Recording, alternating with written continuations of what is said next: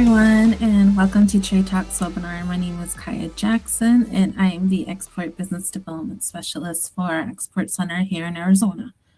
Our main goal here is to assist our clients who are minority-owned businesses with getting their products or services into the global market.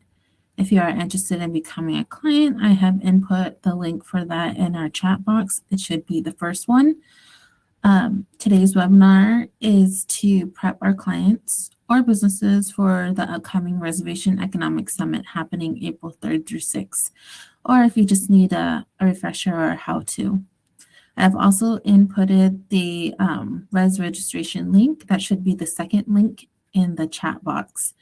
If you have any questions, please input them into the chat box and we'll try to get through all of them. For the presentation itself, we are joined by Adolfo Vasquez, procurement specialist and former federal contracting officer. So, Adolfo, if you could please introduce yourself.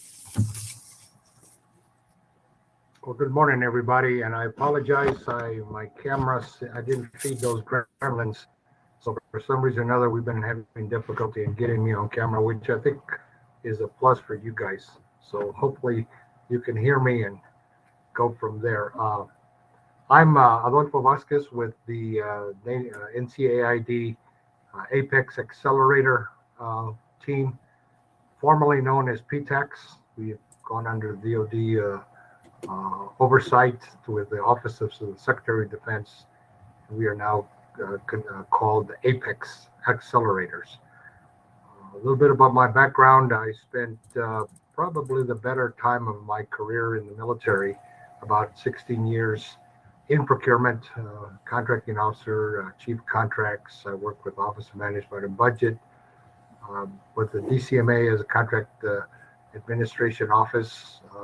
And I worked in the payment office with the Defense Finance and Accounting Service for about 3.5, 4 years. So I've written the contracts, I've administered them, and I've paid them. Mm-hmm. So that's kind of my background. I won't take too much time, so we make sure we get through this thing, and we'll get into the meat of the presentation. Slide, please.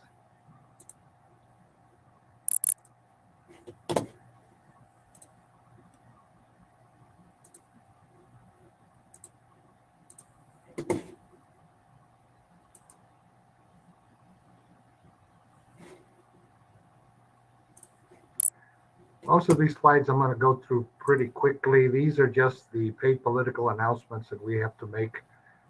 You'll have copies of these, I'm assuming you'll get, so you'll know that we are now, PTAC is now an accelerator. This is kind of our mission, has not changed. We have certain things we do. Next slide. Again, this is the branding. We're Mr. Farouk Mitha is our new chief boss. So we will be rebranded. We're in the process of rebranding. By October 1 of this year, we should be. You won't see the PTAC. You may see advertisements, maybe logos on there, but we are now known again as the Apex Accelerators. Next slide. Here's the mission that we have. Again, has not changed much. We provide professional business consulting services. Really, that should be advisory services because we're not, we don't take any payments, so we're not consultants, we're advisors. To provide technical assistance to Native American-owned businesses. Now, there are 65 apexes nationwide. 6 of those apexes are designated as Native American peculiar because there are a lot of nuances with Native American businesses and some of the privileges that Native American businesses have that a regular small business or a large tribal business does not have. And we're kind of versed on that, and we work with the Native American population in order to make them aware and assist them in those uniques. We assist IEEs and ISBs the Indian Economic Enterprise and Indian Small Business Economic Enterprise businesses, to include Native American owned businesses which are not tribal, both on and off the reservation. And when requested, that is a slight change. We will begin to assist federal procurement offices, agencies in marketing. Typically under the PTAC umbrella, we had to wait until the contracting offices or the agencies requested assistance from us. Under the DoD umbrella, we are now encouraged to discuss and to talk to those procurement officers and contracting officers on a direct basis. So that's a slight change, which is a plus for us because now we don't need an invitation from them to pick up the phone and say, hey, we need to talk about a couple of items. And again, as all Apex and PTAC services are pro bono. The reason I don't use the word free is because typically when you hear something that's free, it's probably no good, and that is not our support service. Next slide. Here's what we do for you as a Native American business. We determine your suitability for contracting with government agencies. One of the things that has changed with Apex is now we will assist you in getting suitable. Okay. We've always been able to find opportunities through online bid matching. We still do that. We assist with required registrations and certifications. We'll continue to do that. We'll help match IEs and ISBs with purchasing and decision makers. Much more of that will be happening now that we have access to the contracting procurement people. We continue to sponsor and participate in outreach events as we are today. And then we educate you all on the procurement program specific to you. The Buy Indian Act has a lot of teeth in it now. The Indian Incentive Act is growing, has now been expanded agency-wise. There's a lot of changes coming now that the Buy Indian Act is working. We are beginning to see a lot of traffic from the procurement agencies across the board. All 31 agencies are asking for ISBs and qualified ISBs. And that's the question we ask is, what is a qualified ISB? That's a topic of another discussion. We can do a presentation on that later down the pike if so needed. But just because you're out there doesn't make you qualified. Just because a car is in the parking lot doesn't mean it runs. And even if it runs, it doesn't mean it runs, at its peak. That's what we mean by qualified. Next slide. Here's how we help the buying agencies. We educate them on buying programs, the Bureau of Buy Indian Act, and now it's no longer the DoD 5% incentive program. That has been expanded to all agencies. I have a presentation on that topic of the expansion, which is great. We assist the buying and program offices with market research.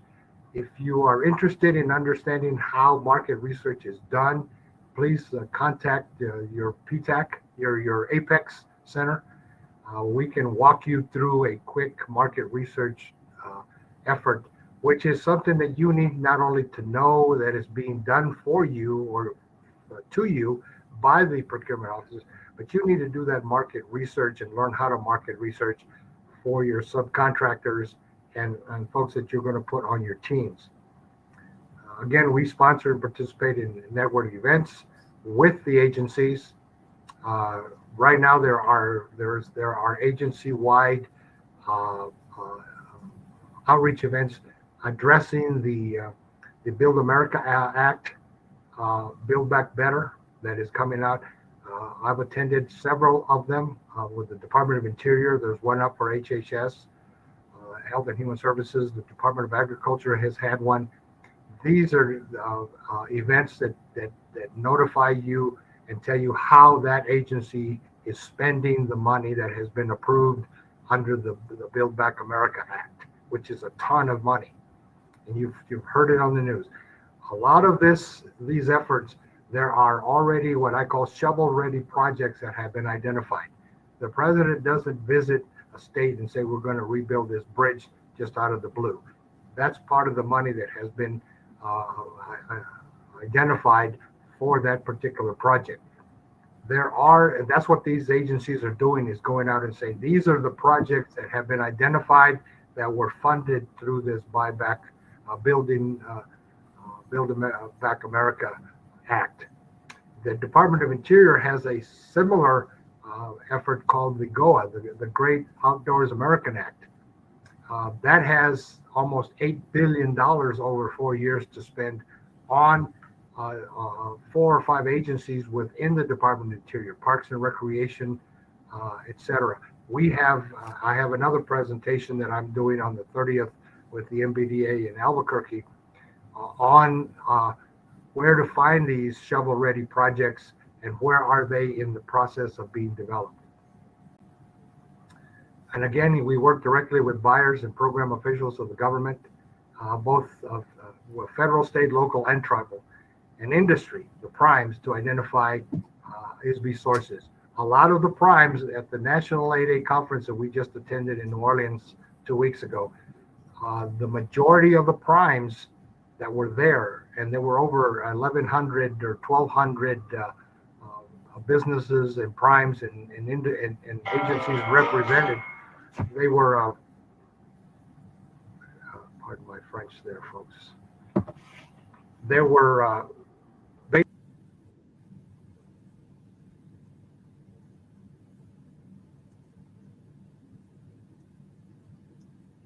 Hold on. Adolfo? Oh, sorry. I'm back on board. I inadvertently went on mute. Again, we are at the National 8A conference in New Orleans. The majority, and I say the majority, out of about 1,300 vendors that were there in the pit, agencies, primes, and large 8A, the interest in ISBs was phenomenal. So there seems to be a big push through the agencies to find Native American small businesses. Outside of the 3 IEEs, which is the Alaska Native Corporations, the Native Hawaiians, and your tribals, folks are looking for smaller businesses that they can contract with. So there's another effort that's going forward that we can assist the program officials and the procurement offices in identifying you. Which brings me to the point that I'm going to present today. Now more than ever, your capability statements, just like your resumes, are critical. And we'll get to that point later on. Next slide. These are the websites that are free. We use them. A lot of my clients have asked me, how do I use these? Where can I get them? If you're interested in having one-on-one sessions, it doesn't take long, usually maybe a 30-minute, 45-minute presentation on a Teams network, whatever, on how to use these sites to do your market research, because these are the sites that a contracting officer or procurement official, even with the primes, use in order to get your background on you. Your capability statement is great, but then we do our background research, which is required under the FAR. We must verify that we've done a full market research on your business before we can even consider you for contracting. So if you need to use and want to learn how to use any of these, please contact your Apex folks, and we'll walk you through the process. It's not difficult. And again, I know that a lot of my clients, you're probably a one-person show, maybe two.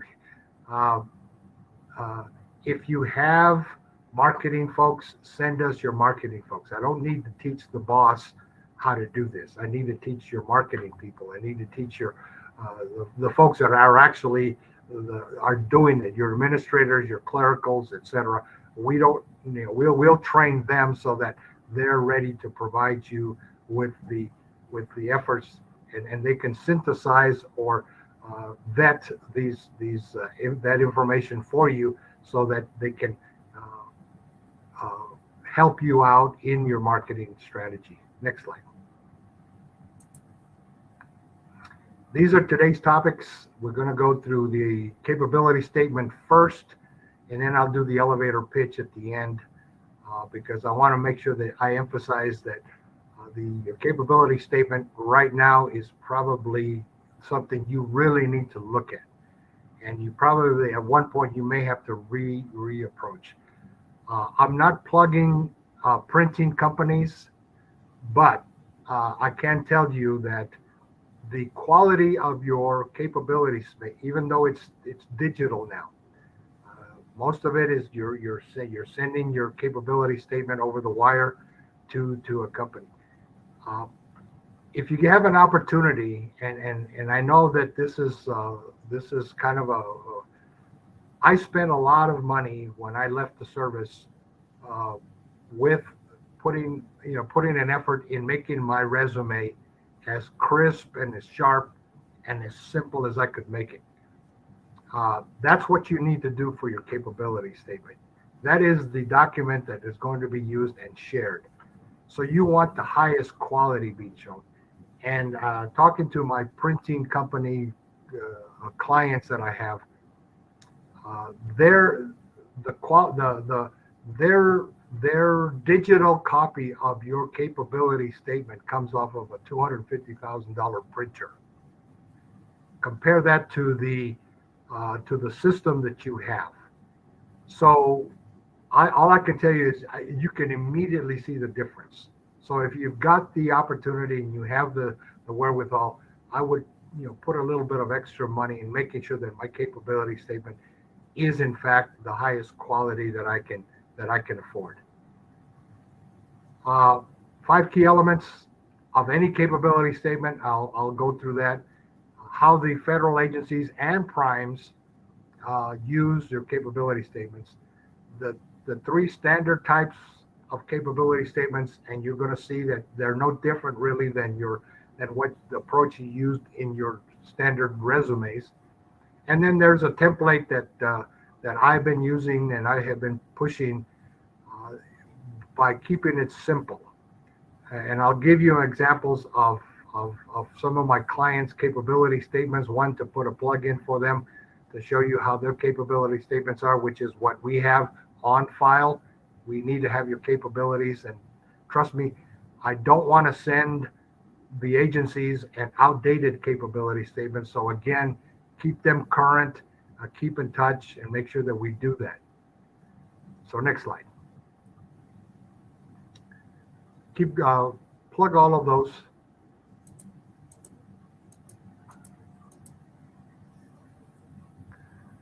These 5 elements are essential to every capability statement. The very first one, trust me, you need to call it a capability statement.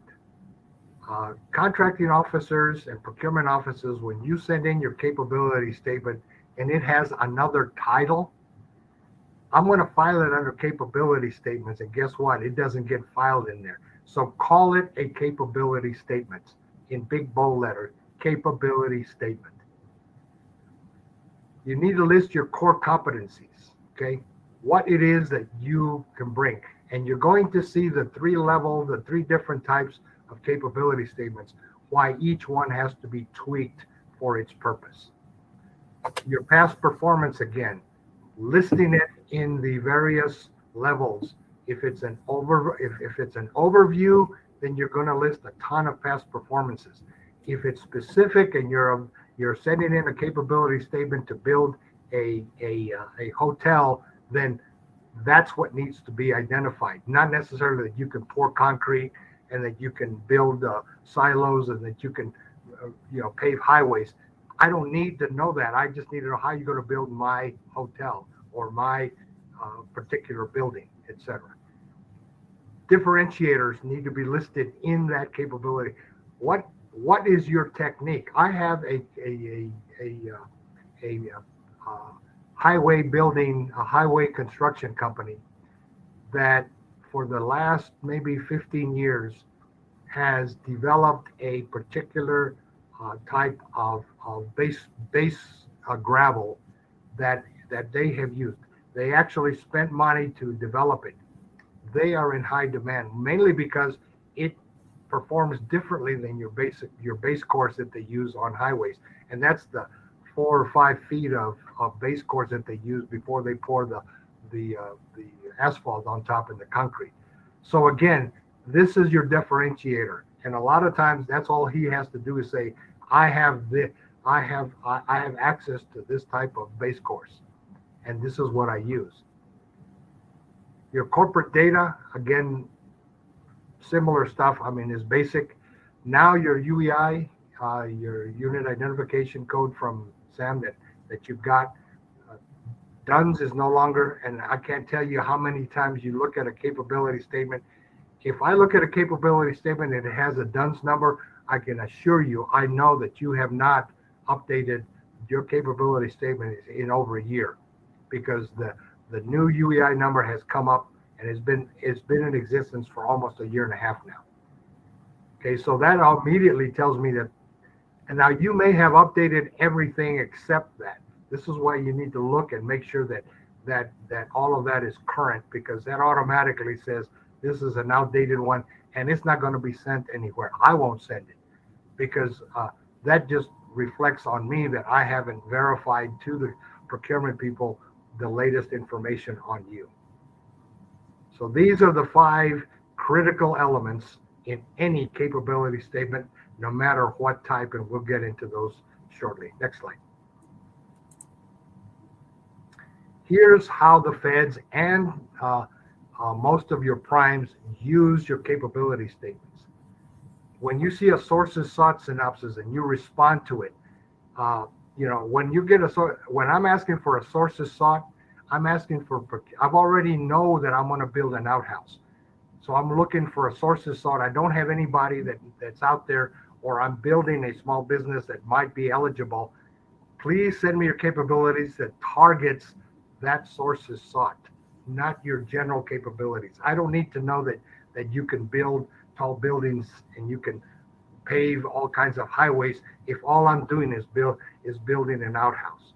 Just tell me what your sources, you address the sources sought synopsis with that capability. Teaming and joint ventures. If you're going to submit a proposal or an RFI or a sources sought with a team, attach your team capabilities with that. No different than when a coach turns in a roster for a ball team. Here's my pitcher, and here's their background. Here's my catcher. Here's where they've played. Here's the teams here's their experience. Bring me those, and again, vet them yourself. Make sure that they are current, so that when I get your package, this is your team, and here's their capabilities of the team to do what they're going to do on your team. The pitcher, he's got a history of pitching. That's what I need. In subcontracts, if you're subcontracting with a prime, submit your capabilities to the prime so that they can send it forward. You make assumptions that they have it. That's not necessarily true. Trade shows, that's where I just went. I picked up almost about 3 inches of capability statements from the vendors that were there. Why do I pick them up? One, to make comparisons and see, and you're going to see later on why we're looking at a standardizing or simplifying capability statements. But this is where people exchange those kind of things and they start taking them. Make sure you have digitals. I saw a lot of folks, instead of having the paper capability statement, they had their flash drives. That is perfectly acceptable. Put them on your website. Make sure you have in the dashboard, you have a section for government. When you pull the government, the first thing now to pop up is your capability statements, etc. The other way that they use these, especially contracting officers, for example, If you give an RFI or a sources sought or a procurement that is fresh off the street and it's in a different NAICS or it's not set aside for small business, your capability statement is what I can take as a contracting officer to the program office and say, program office, you sent me this document, this work to be done, and it's not. I'd like to have it listed as a sole source for a ISB. If I have 5 or 6 capability statements from an ISB companies that I can take to my boss and say, these are the potential people that can build it. I can see them out. I can get the program office to concur with me, and we can change the classification of it from being a let's say just a small business set aside to an ISB set aside, from a construction NAICS code maybe to a particular different NAICS code. So again, this is how these capability statements are important to the program office. Next slide. These are the 3 types of capability statements that are common. If it's going to be a door opener, you're just introducing yourself to the agency, no different than if I was going out looking for a teaching job. Here are my qualifications as a teacher. I have, these kind of qualifications. I have a teaching license in math. I have a teaching license in English. I have a teaching license in business, et cetera, et cetera. Here's where I've done my work. It's overall just the big picture. Here, especially if you're doing teamwork or you've got a joint venture or you've got add your teaming folks here. Here's the logos of my team. This is kind of a general overview of your capability statement. It says, here's what I do. I build buildings. If it's requested as a sources sought or RFI, I'm not looking for, I'm building buildings, but I'm looking at it. Do you build, show me where you have worked on aircraft hangars. Show me where you worked on gymnasiums. Show me where that's kind of a narrowing down. Back to my example of a teaching resume. I'm applying for an English teacher position because that's the way it was advertised. I'm no longer applying to the district for a job as a teacher. I'm applying for a particular English teaching position. Okay. Then there's the one that's required in an RFP response. You now know it's a hangar. You know the dimensions. I don't care if you've laid down 100 miles of highway pavement. I'm paving the driveway in front of headquarters building. So I need to know now, how are you good at driveways, at parking lots? I know you're good at highways, but that's different, requires different. So again, back to my capability, my resume. I'm not only applying for an English job, but it's an elementary school English job. So you see where that same resume practice of narrowing it down to the job also applies to capabilities. So if you're introducing yourself to an agency for the first time, you're going to have a grand door capability. This is what I do. This is all the things that I do. If you're responding to a sources sought or RFI, then you're going to look at nailing it down to what is it exactly they're looking for. And if they're particular looking, for example, I'm buying chickens. Are you buying Leghorns, Rhode Island Reds? What? If I'm buying Rhode Island Reds, don't come to me with the Leghorns, because that's not what I'm buying, even though they are chickens. Okay. And my farming background is coming out in these presentations. That's kind of some of the analogies I use for folks. So these are the 3 types of capability statements that you should have available at all times, because you never know. Next slide.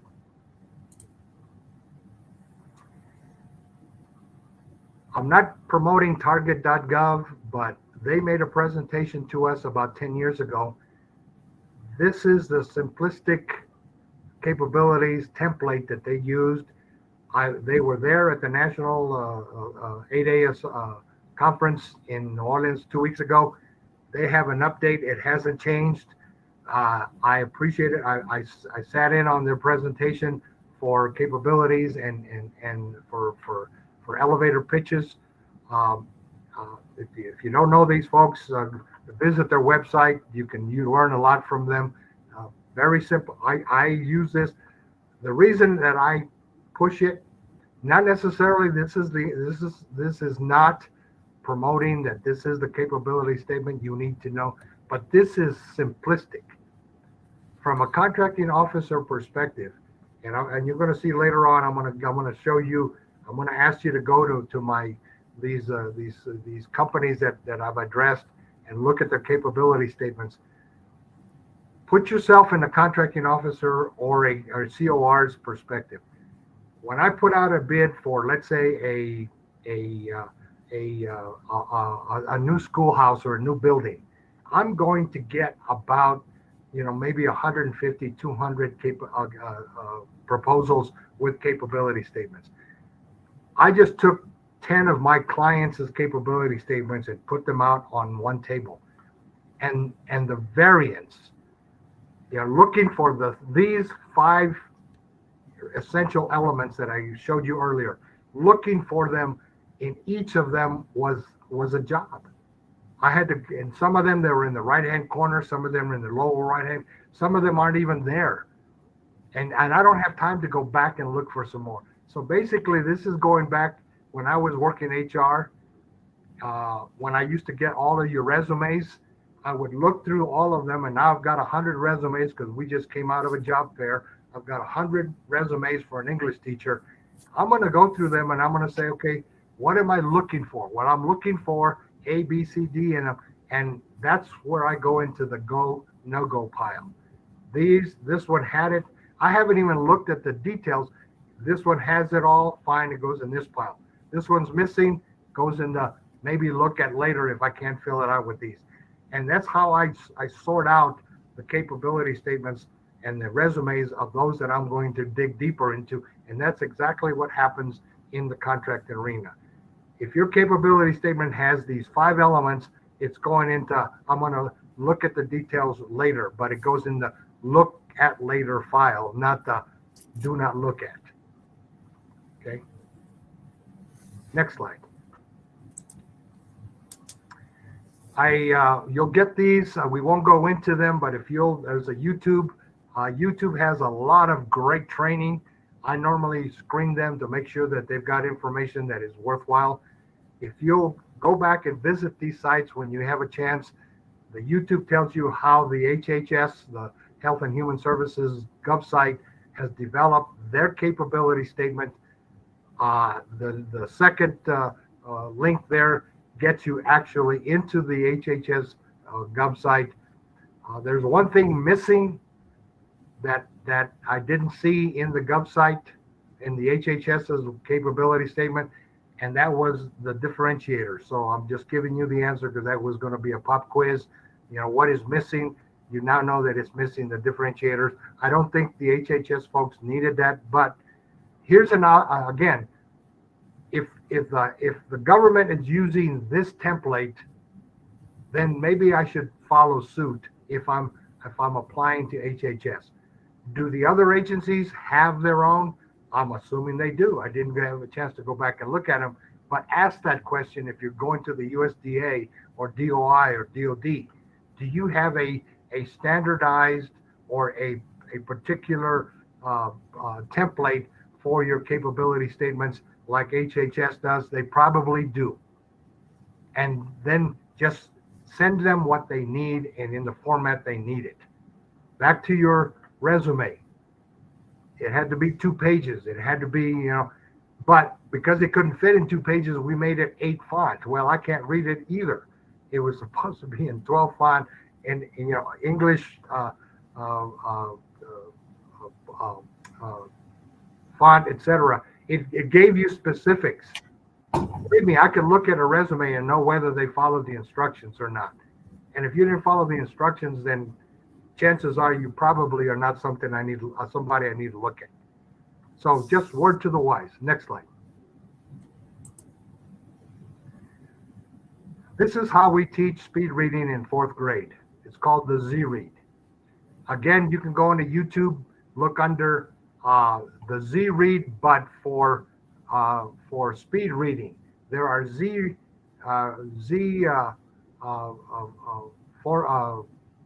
YouTube trainings for other areas for math and stuff. Look at the speed reading. There's 3 of them that are pretty good, kind of walks you through. This is the speed reading I look at. Is it all there? Yes, goes in this pile. I'll look at the details later. But this is something that is called the Z-Read. And that's why your capability statement needs to be as simplified, and the information needs to be put in the areas where it needs to be so that it fits the requirement. Next slide. These are the companies that these are my clients. And I'm when I came back afterwards from listening to the Target presentation, if you put all of these capability statements end to end, you're going to see the variance. There is a lot of similarity in them, but the format is, and so we need to work on those. I've gone back to these folks and said, look, guys, I'm not saying you have to change this is your resume, but it makes sense that maybe we need to kind of look at it a little differently. Plus, I get an updated resume or capability statement from them to share with those agencies and primes that are asking us for them. Next slide. Okay. Here we go into the elevator pitch, and I'm going to go a little quick through this because I think I'm on track. Again, I didn't create this. I didn't invent it, but it makes sense. There are a million formulas out there on how to perform your elevator pitch. This is by far the best step-by-step process, and it makes sense. Now, the example that I'm using here is for a advertising company. How do I do it for landscaping? How do I tweak it for construction? How do I tweak it for IT? That is an exercise in itself, but if you follow the same formula, what I normally do is I have a group of construction people come in and we develop the elevator pitch using this formula for construction. And then we tweak it, because if you're a road builder, if you're a vertical, horizontal, underground builder, it's all different. So you've got to kind of look at this, and so we have to develop them. But it does take time to develop your elevator pitch. So the step 1 is to use your opening statement. I help X achieve Y by doing Z. Where X is your audience, Y is the value you bring, and Z is how exactly do you provide the value. Example, in this case, I help brick and mortar stores create massive new revenue streams by selling their products online using paid advertising. Okay, so what? You leave it hanging. Next slide. Step 2, now tell me a story about how you incorporate the problem solving with a particular situation. And this works. You can basically, your clientele, who's there. One of my clients was just like you. He had an action sports retail store, and his store was in the prime location with a ton of foot traffic. For years, people would walk by every day, walk in and purchase products. For years, he was killing it.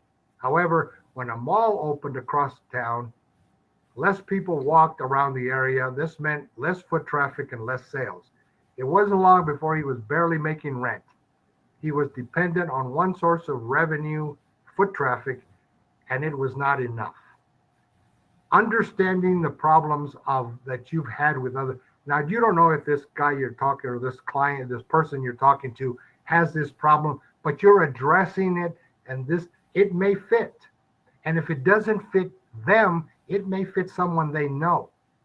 Okay, so you never know when this elevator pitch is going to fall on fertile ground. Everybody knows somebody, and you've gone through these. How many of you folks have been in the service? People raise their hand. How many of you people know somebody that's been in the service? Everybody raises their hand. So again, you use this technique for your elevator pitch. Next slide. Then describe how you helped them resolve. He was going bankrupt, did not know what to do, so he asked around, and one of his friends recommended that he consider an online sales. He knew nothing about how to begin, so he found a website. He looked me up.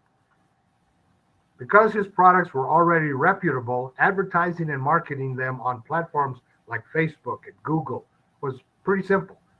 This quickly created a new revenue source for him. His sales increased, his revenue source completely changed, and the financial status of his business just grew. Again, I introduced the Facebook and Google and other platforms where he could do his advertising. Simple. Next slide. What did it do?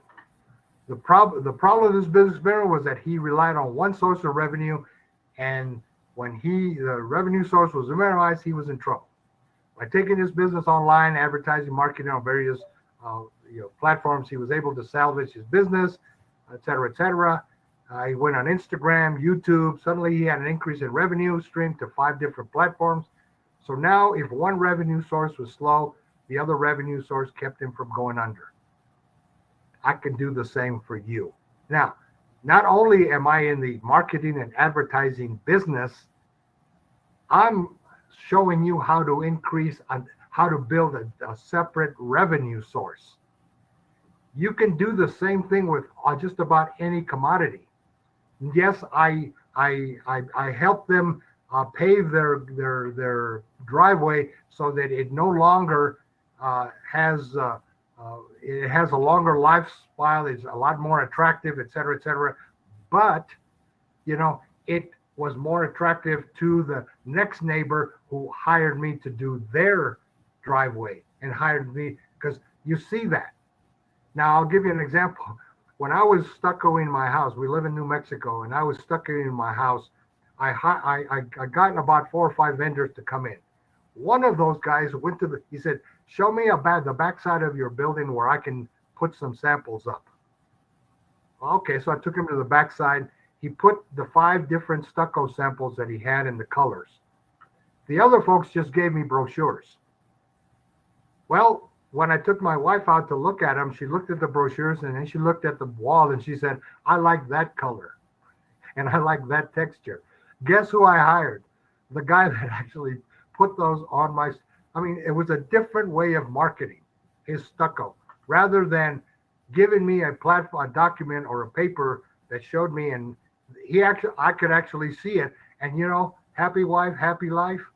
That's who got the job. So again, it's a different method of approach. Next slide.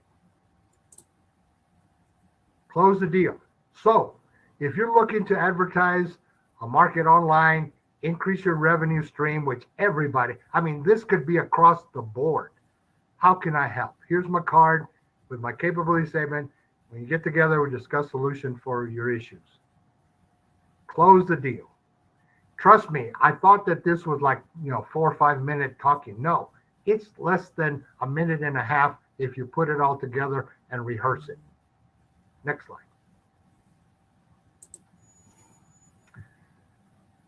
That's the end of our presentation for capability statements and elevator pitches. I know it was quick and dirty.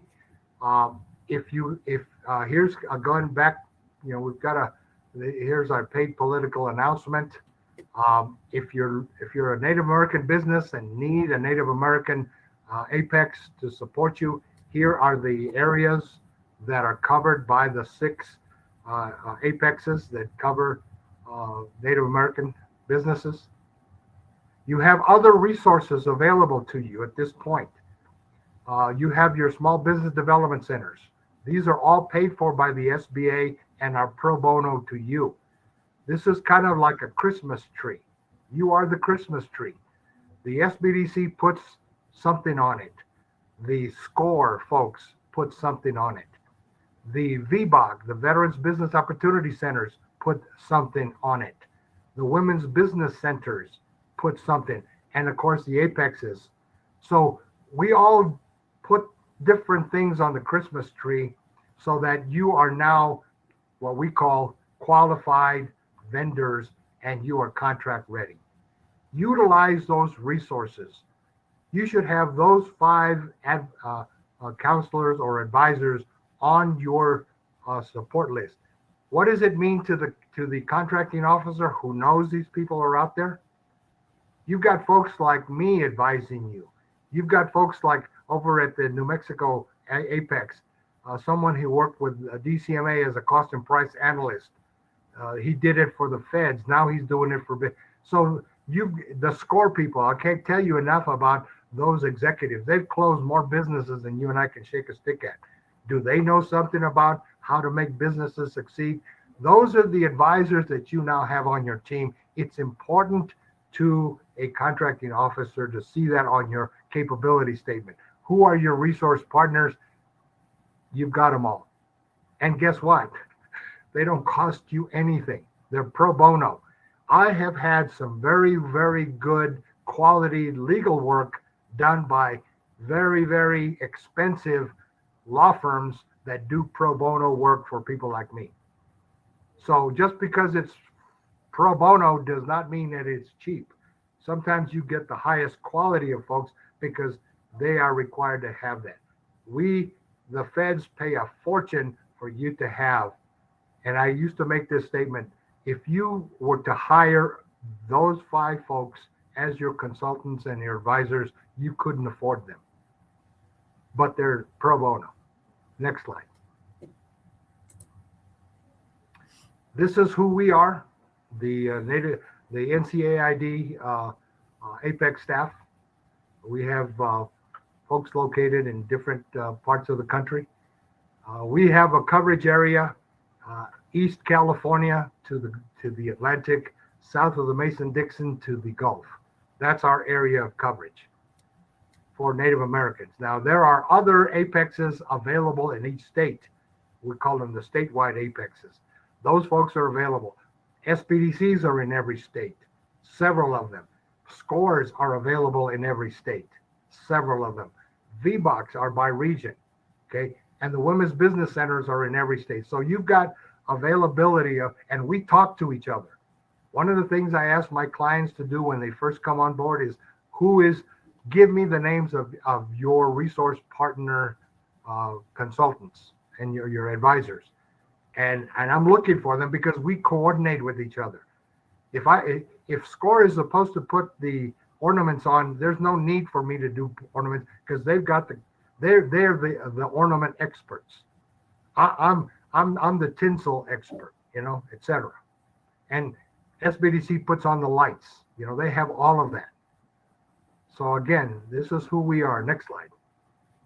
Let me throw an ornament in there. Well, there's also the minority business development agencies as well. Sure.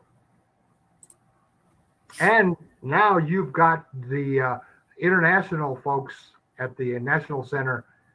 That's another section group that's going to come on board because now, who is better to advise you for international? And believe me, that is a market that is untapped. If you're thinking of doing business with United States businesses, that's only about 5% of the market. 95% of the market or more is overseas, is international. So this is a time, even as a small minority business, to get involved in international. So kudos to the National Center international folks that are putting this on. Here's our point of contact. You can contact us at this site. And I think it's my last slide.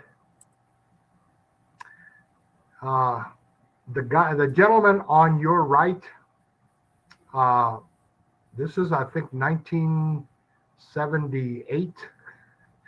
I had the privilege of at that time he was still alive. General Omar N. Bradley came to visit my unit, and I gave a presentation. There's a funny story behind this, but the guy on the right is me. I think I was about 28 at the time.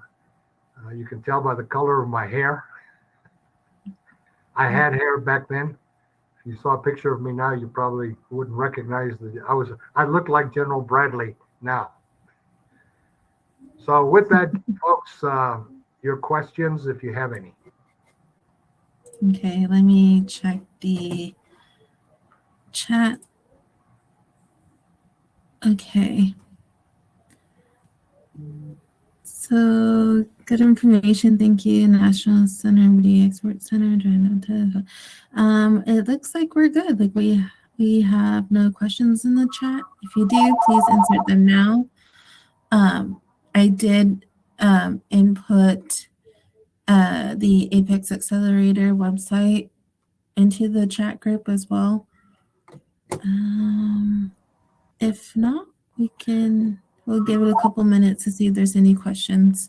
Since I have a few more minutes here, and since you're going into a matchmaking event at Res, consider this, and this is from having been the matchmaking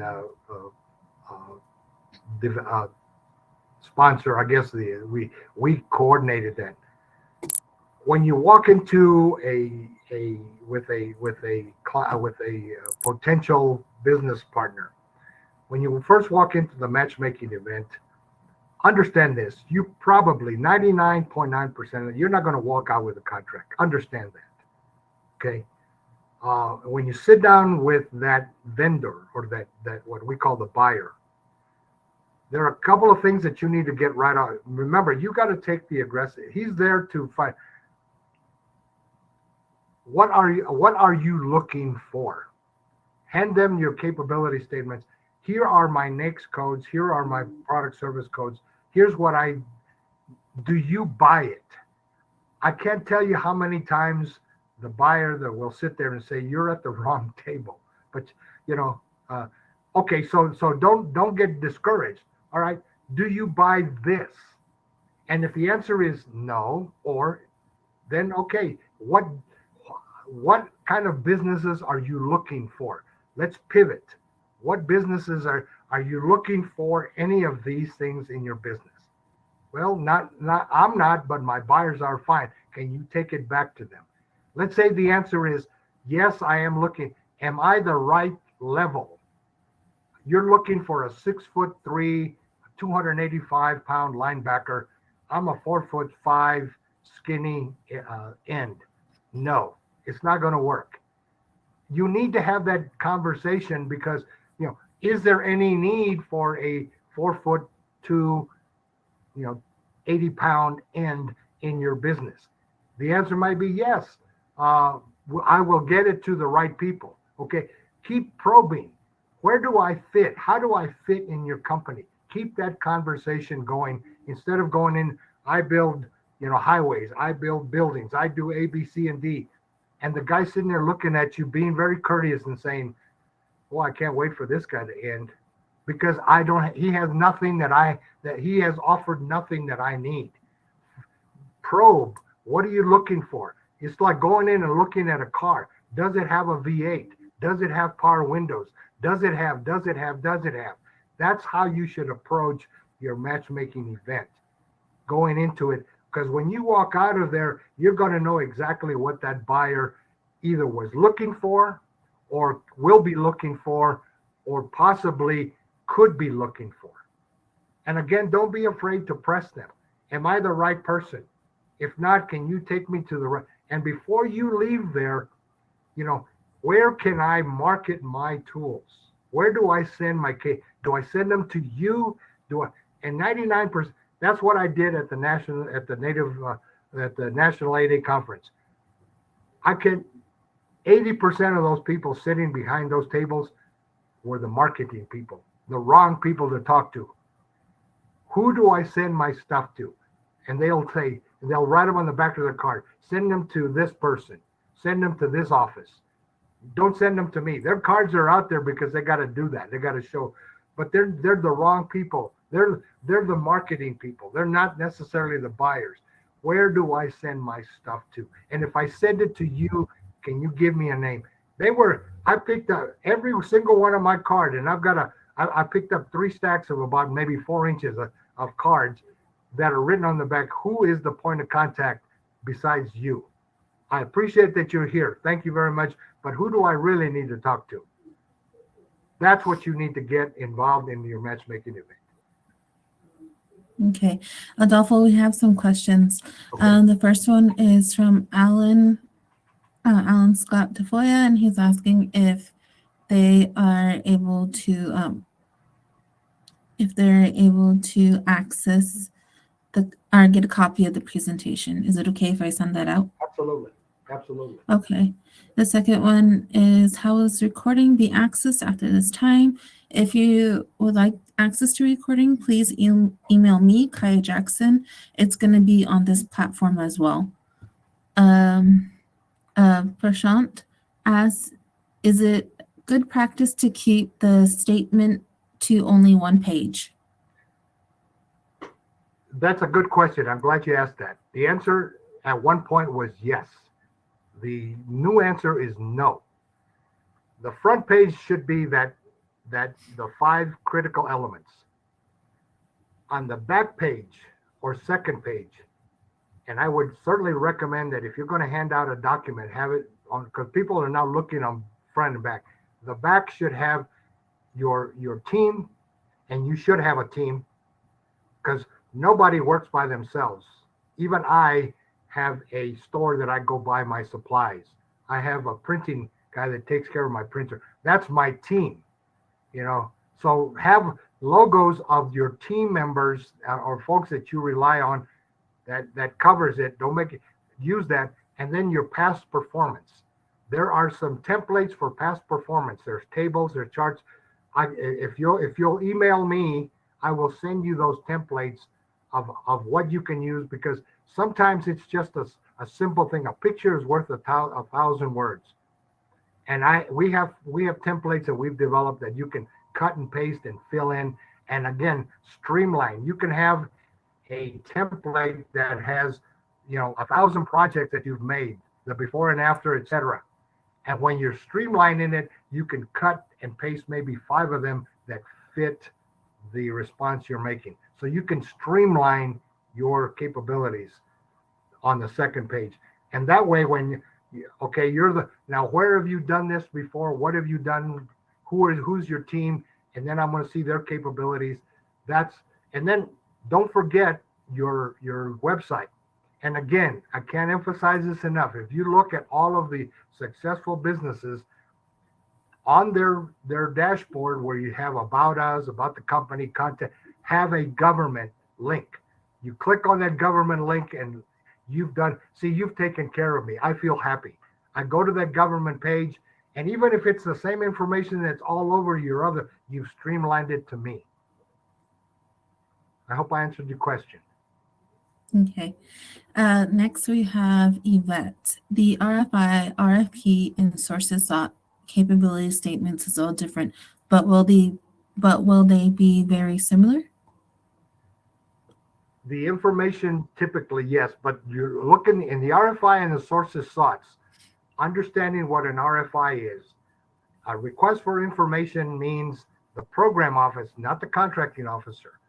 When a project comes into the program office with the money, they actually look out, and let's say it's to build a hangar at Kirkland Air Force Base. They usually have a list on their Rolodex, I'm aging myself, of the companies that they have. There are people out there that can build these kind of aircraft hangars. Let's say the task is they need to find new ones, or they can't. This is a brand new one, like the F-35. It's a brand new. They're going to have to demolish the old ones and build new ones. So they don't have companies that have built aircraft hangars for the F-135. So they're going to do a request for, how would you build a aircraft hangar for the F-35. That's new. That's an RFI is I don't have anybody listed that can build it. As opposed to a sources sought. We're going to refurbish the F-22 or the F-18 hangars at Kirkland. We already have 5 or 6 companies that build these. The sources sought is, do we have another business or another smaller business that can do this? We're trying to build up it's like a job fair. I'm building up my resume list, my resume file of people that we have, and that's the difference between an RFI and a sources sought, but they're for particular items, as opposed to when you're marketing yourself to the agency. Here I am. Here's what I do. I sell horses, I sell chickens, I sell cows, I manufacture this. That's what you need to do to the agency, because you don't know, you're introducing yourself to the macro. But the RFIs and sources soughts are particular and peculiar to a particular project. And again, contact your apexes when you see one of these. We can help you decipher what they're looking for. Awesome. Okay, we have Amber. She says, "Hi, Adolfo. Good presentation. Do you see any trends or changes in capability statements?" The only one, again, I challenge you, go out and get just any business, get their capability statements, at least 5 or 6 of them, put them end to end, and you tell me, again, go back to your contacts at the agency, your contracting officer, and say, we know what the DoD is using. We know what, especially the Air Force, the Army, Navy, we can give you ideas of how to streamline your and put yourself as a contract administrator in the program office. And they say, okay, we need to find an outhouse builder, and you've got 20 capability statements in front of you. Put yourself in their shoes. They have no idea what to look for. They have these 5 elements. Do they have differentiators? Do they have this? That's all I'm going to look for to put it in the look further file. Otherwise, it's going into do not look. And I can't tell you how many times when a contracting officer calls me or a prime calls me and says, Adolfo, do you have an ISB that does this? And I go through my clients and I've got to look at their capability statements and they're outdated because I didn't follow up. It's not my job. And believe me, all of you need to do is send a capability statement that's old. It's like sending an old resume. How many times have the resume doesn't fit anymore, especially like for me, when I'm very capable of using a Rolodex, and people are asking, what the hell is a Rolodex? Because the new HR guys are younger than me. They don't know what a Rolodex, that's not anymore. Okay, I'm just using that as an example, but yes. I venture, keep them simple. I can't give you, I can't say this is what you need to do. You'll never hear me say that. But if I was if I had a whole slew of, this is the format that I would use. I don't need colors. I don't need pictures. I don't need, pictures of your pets and stuff. Believe me, you'll see them. I don't need all of that. I need keep it simple, but make it neat and make it professional. Okay, awesome. We have a comment from Paul. As we have learned, it is equally important to ask buyers at matchmaking, what aren't you getting? Honestly, they appreciate the question. The answers give you ideas on what line of businesses or even certifications you should secure. Perfect. Paul, I appreciate that. You're right. And again, they're there. You got 15 minutes. Do you want to do business with them, and do they want you back? And chances are these folks, and again, you've been there. The person that's there is representing the whole back office. You never know who he's going to take it back to. So make sure that information, when he hands the packet over to the English department, it's qualified English teachers. Okay, well, I think that rounds it out for questions and then the presentation. So thank you so much, Adolfo, for joining us and giving us your knowledge off of elevator pitches and capability statements. I'll send out the presentation shortly after. And just a reminder again, we have our Reservation Economic Summit coming up April 3rd through 6th of this year. We will have several different matchmaking opportunities for you, the bi-native and then the indigenous to indigenous as well, and also other great sessions happening and other receptions. Everything is great, good for networking. Looking forward to seeing you there. Other than that, thank you for joining us today.